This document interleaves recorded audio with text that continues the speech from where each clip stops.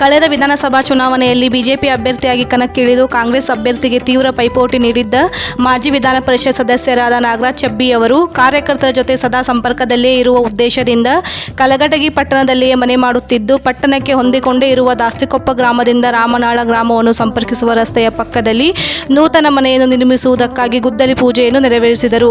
ಈ ಸಂದರ್ಭದಲ್ಲಿ ತಾಲೂಕಿನ ಅನೇಕ ಬಿಜೆಪಿ ಕಾರ್ಯಕರ್ತರು ಹಾಗೂ ಅಭಿಮಾನಿಗಳು ಭಾಗಿಯಾಗಿದ್ದರು.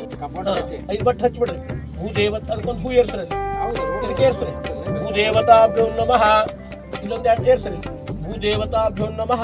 ಸಂತ ಮಹಾರಾಜ್ ಕಿ ಜೈ. ಸಕಲ ಸಂತ ಮಹಾರಾಜ್ ಕಿ ಜೈ. ಜಂಗಲಿ ಬಸವೇಶ್ವರ ಮಹಾರಾಜ್ ಕಿ ಜೈ.